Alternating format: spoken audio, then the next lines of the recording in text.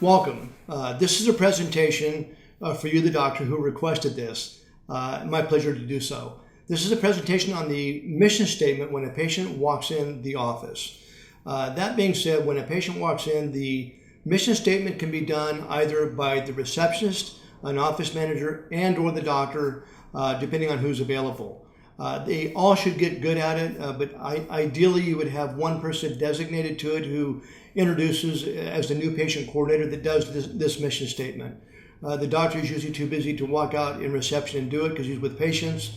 I had that problem myself. When the patient does come in the back, however, I usually do reiterate it to some degree, but my office manager got very good at it. I trained her well on it.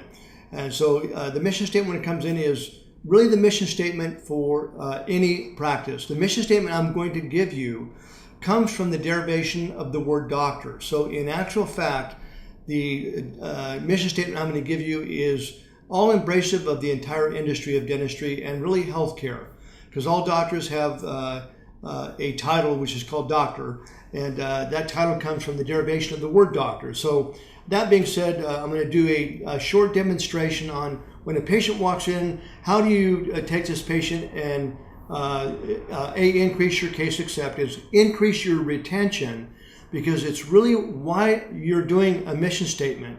A mission statement is done to begin to educate the patient on retaining them as a consumer. If you can retain your consumer, then your practice will grow. That being said, it's really important to know that about 90% of the consumer patients that walk in dental offices across the country are lost out the back door. So the database never really grows as the practice grows. Yet the patient that's retained is the patient who becomes educated, who eliminates dentistry. You actually are running what's called a wellness program for that patient. There's no more root canals, there's no more crowns, there's no more extractions. What a wonderful thing for your community. So that being said, I'm going to act like there's a patient walking in. So you're going to be the actual patient, so I'm going to be talking to you. So you walk in and I would walk up to you, or the office manager would, and I'd say, I'm Dr. Hughes. I would like to welcome you to the practice. Thank you so much for choosing our office. You have other options, so I'm glad that you arrived here. That being said, I'd like to give you an orientation as to the purpose of this office and the purpose that we have with our patients like you. Around this office is really located neighborhood homes. And in those neighborhood homes are people, and they're people like you. They have families, they have children, they have relatives, they have aunts and uncles, neighbors and coworkers that they interface with. And because of that, the community is really built on the family values. This practice itself is a family practice. And that being said, you're about the age of my brother. And because you're the age of my brother, the treatment that you would get would be as if you were a family member. In other words, as if you were my brother. The treatment you would get would be no more and no less than if you were a relative. If it was an elderly gentleman, it would be as if it was my grandfather. A young child, probably my granddaughter at this point. So that being said, I want to give you the purpose that we have for you. And the purpose we have for you is really to educate you over a period of time to eliminate your dentistry so you never have dentistry in the future. That's an achievable goal. The way we achieve that goal is in our Hygiene Education Center. My staff know my purpose well. All of them do, because I've taught them. And so whenever you come for an examination and a cleaning, the dental hygienist will always make your next 6-month appointment at the end of your appointment today. It's the best possible program that we can do for you. It would eliminate your dental cost and your dental care for the future, as well as your family, your husband, your neighbors, and your friends. That being said, if you come regularly in the hygiene department, in the future for you, there's no extractions, there's no dental implants, there's no root canals, there's no gum disease. So if we can educate you well and you can participate in that program with us, then we're going to hit a home run with you. The reason we have that purpose isn't because we just made it up. It has some research behind it, and the research of that is the purpose comes from the derivation of the word doctor itself.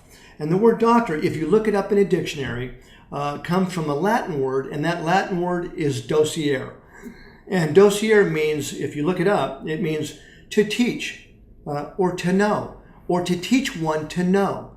So if we can teach you to know about your oral health care and your family and your friends, then we can eliminate dentistry for a lifetime. And imagine your children growing up and never having dentistry. Would that be fabulous or what?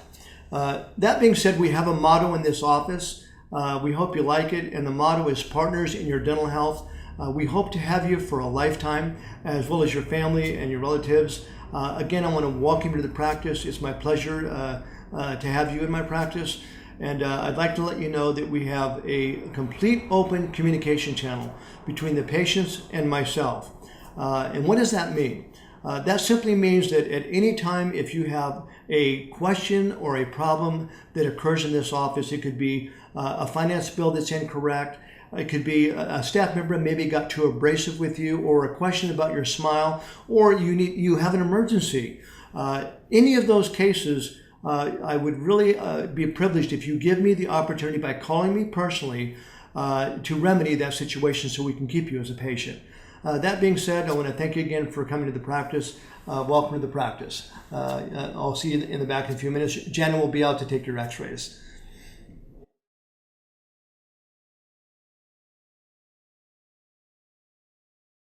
So that's an overview of the mission statement. With this video, I'm going to send you also a mission statement itself that has everything I just said, but it's far more cryptic. It's shorter. It gets framed 16 by 20, and it goes up in your reception room so your patient can see it when they're sitting in the reception room. It goes up in every operatory, the hygiene operatories, the hallways, and you can even put it in the bathroom. It's important. And when the patient leaves, they leave with that mission statement. So they now know the purpose of your office. They will promulgate your practice if it's stated. If the mission statement is stated warmly and sincerely to the patient, which is important, then you're going to increase your patient referrals. And the fact is, you do want to capture that community. Now, that purpose of being said needs to be thought through by the doctor himself and by the staff members. The moment you have that purpose, if it truly is the purpose of the office to retain that consumer and educate them for a lifetime, then that community belongs to you. Go get them. Who's going to educate them? In actual fact, if a patient walks in your office and they have 2 crowns, a root canal, post buildup, and another crown on that tooth, and a couple composites, and a small amount of perio disease, I actually would be somewhat upset by that.